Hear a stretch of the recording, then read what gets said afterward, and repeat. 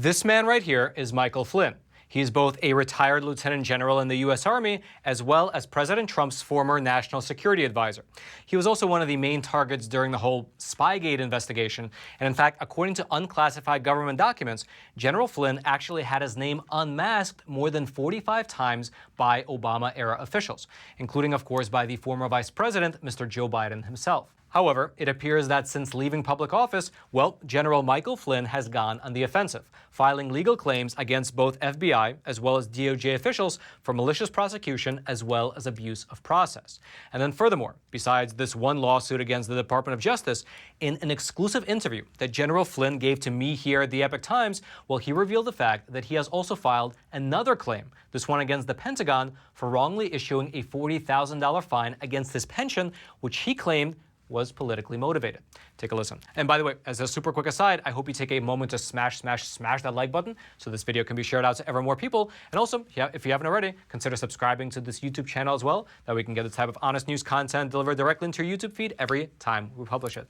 And now, General Michael Flynn. And that's why these globalists out there, that's why they're having a damn tough time taking our freedom away, but they are trying every single day. And so you mentioned you're fighting for that freedom, and there's one specific aspect of that I wanted to highlight, which is that about 4 months ago, on February, I believe, 22nd of this year, you, in a relatively quiet manner, wasn't really reported that much, but you filed a claim, a $50 million claim against the FBI and the DOJ for malicious prosecution related to the Spygate investigation, quote-unquote Spygate investigation that they ran against you. Can you sort of set the stage for the audience? What was that lawsuit about? Yeah, so first of all, if you guys can link that filing that we had, it's a terrific filing, and it really tells it tells us the story of sort of what happened. And I think every American needs to read it, because you're not talking, and I know that I've had so many people in this country come to me and say similar things have happened to them, but they didn't have the platform that I had. You're talking about the National Security Advisor of the United States of America to the President of the United States of America. I mean, you don't get to that level, first of all, by being by not having the experience, the requisite experience to be able to have those, that kind of a position. And yet they came after me that as hard as they did and as fast as they could to get me out of there. And they did a masterful job of doing that.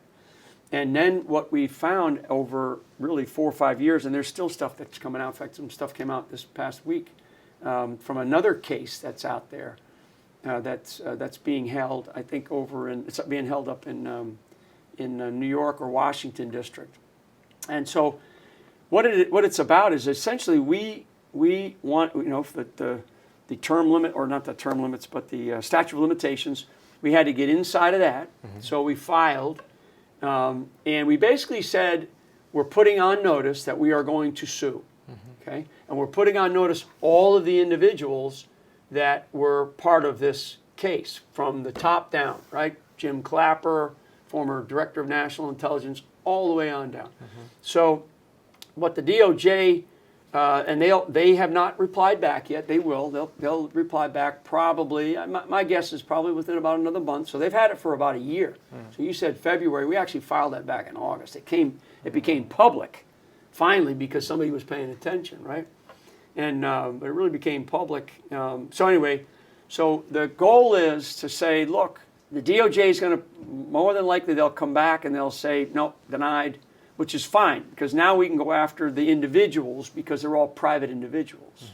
Okay, so all these people that are, because it's really to sort of sue City Hall, to fight City Hall, which is in this case the Department of Justice, is really very difficult to do, and they just go back and forth, and it'll happen with me probably with suing some of these individuals who are. We name a bunch of them in the filing. So some of it will be, it's this like trench warfare. It's kind of the way I look at this. This is trench warfare, and I'm not gonna give up.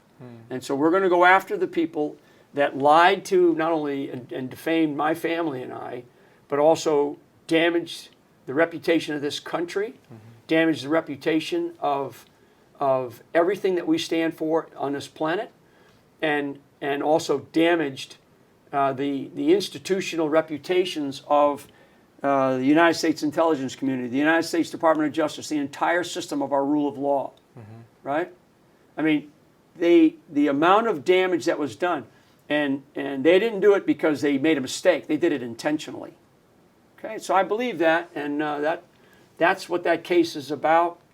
The amounts of money, to me it's really meaningless. It's actually to show to a degree to the American people, and frankly anybody that's out there that's fighting like this, that we have to stop being pincushions for these ugly, ugly attacks that are false, misleading, they're defamatory, and so the challenge, and a little legal lesson, the challenge for people and for your audience, the challenge for people that have very high profile, names and positions that I was in, is you have to prove much greater than just defamation. And there's actually a Supreme Court case that's still being fought against that talks about that with high profile people. So, there's people trying to fight that particular case, which is fine. That's a sidebar to all this. But that's why it's so hard for people that have a high profile to actually do what I'm doing. It's the malicious intent, right? You have to prove malicious intent. Yeah. And it's really hard. You know this. I mean, you guys, you could say, this source told me this about you. And I go, well, why did you say that on ET, right? And so now I got to prove that it was malicious intent on your part, Roman. And it's a standard it's a legal standard that it's a very, very high bar. And so anyway, we are doing this just to demonstrate that to these sons of guns that we are not going to give up on them, and I'm not going to let them get away with it. I'm not going to let them get away with it. And I've said in other venues that I will meet them at the gates of hell, if necessary, to kick them in the rear end on their way in to whatever little hole that they need to go into, because these are dangerous people. These are dangerous people because they have usurped their ethics, their morals, and their law. And they took advantage of it because they were in positions of power and authority, and they thought that they were going to get away with it. And many of your audience, if they listen to what I just said about getting away with it, many of your audience are going to say, well, they are getting away with it. Because we have a Department of Justice that only seems to go after people with conservative political views, American values, political views, instead of the wokeness and all this other craziness that we see. I mean, how many people were convicted of rioting and murdering in the summer of 2020, right, when the Antifa was burning cities to the ground and murdering people? I think the numbers of cops that were killed was like 20. So why is it that is all these people are getting away with all that? All right, the sponsor of today's episode is a phenomenal company called AMAC. That's AMAC, and it stands for the Association of Mature American Citizens. They are quite literally one of the fastest growing conservative organizations in all of America, and you should consider joining for 3 main reasons. The first is the money-saving benefit, because as a member of AMAC, you get access to a ton of discounts at many different verticals.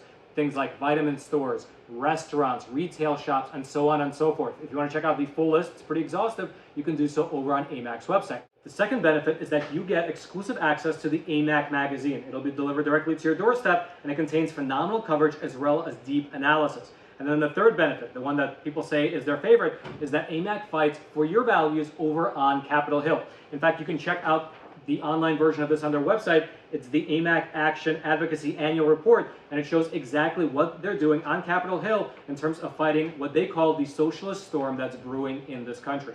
So head on over to amac.us/factsmatter and sign up today. I'll also throw a link down in the description box below. Why? And American people are sitting there going, well, when is something going to happen? But there's 2 words that our founders gave us, and they both demonstrated it. One is courage, and the second is accountability. And they demonstrated extraordinary courage in a period of time where our nation was at risk. This brand new set of colonies that were trying to figure out what they wanted to be was at risk, right? I mean, they demonstrated extraordinary courage in not only their physical actions, but courage in their intellectual actions, right? The decisions that they made. And then the other thing that they demonstrated was accountability. So they gave account of themselves to give up everything.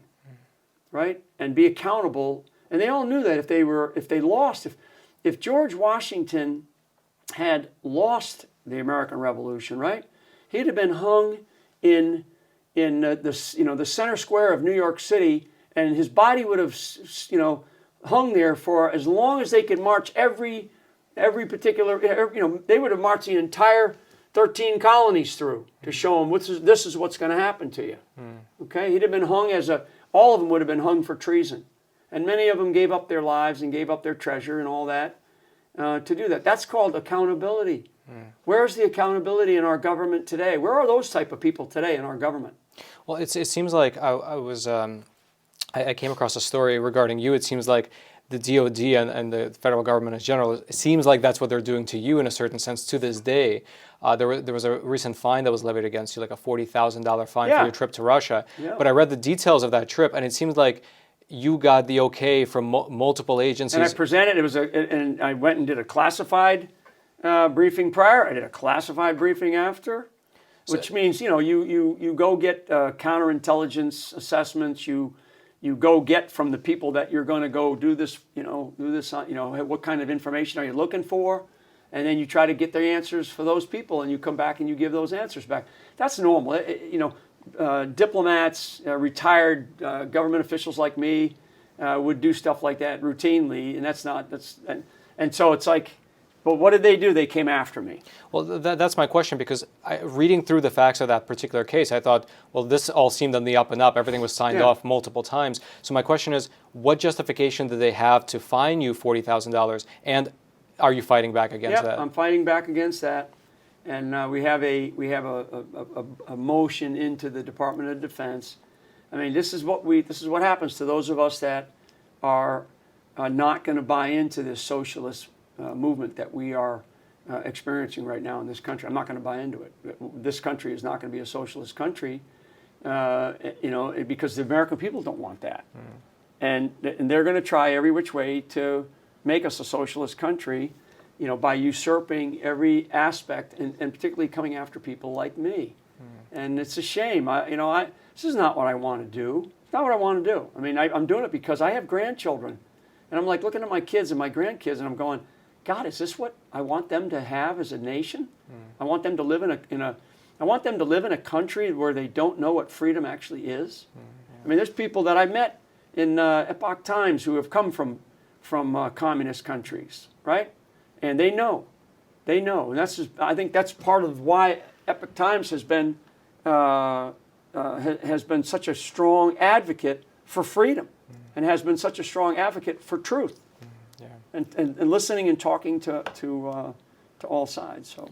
So just one last point on that, on your claim against this particular fine. When is the next court date, or what's the next schedule for that? For the one that's with the DOJ, we're just awaiting a response from the DOJ. So they're going to take the maximum amount of time.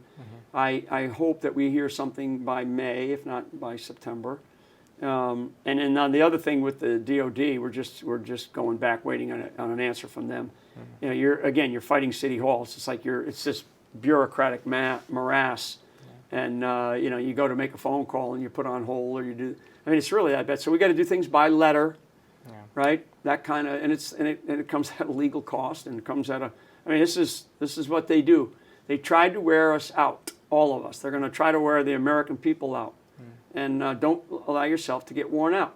Take a day to take a break. Get yourself, figure out what motivates you, and look at your children, look at your grandchildren, and get back up, dust it off, and get back into this fight for our freedoms. All right. So, General Flynn, I wanted to touch on a subject that more and more people are beginning to talk about. Now, what we just watched was not the full interview. General Flynn spoke very openly and, you can say, candidly about a number of topics in the full interview, which, quite frankly, due to the regime of censorship here on YouTube, would just not be welcome on this platform. And so, if you'd like to check out the glorious interview in its entirety, wherein we discuss things like fifth-generation warfare, how the current focus of the Biden administration on things like domestic terrorism is opening up a blind spot to real terrorism, how Marxism is invading the military, as well as whether or not General Flynn would consider working under President Trump once again if he is reelected.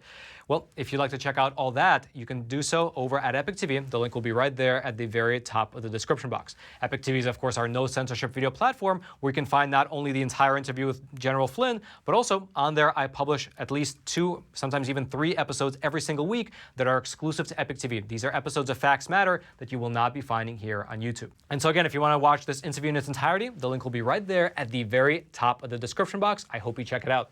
And then until next time, I'm your host, Roman from the Epic Times. Stay informed, and most importantly, stay free.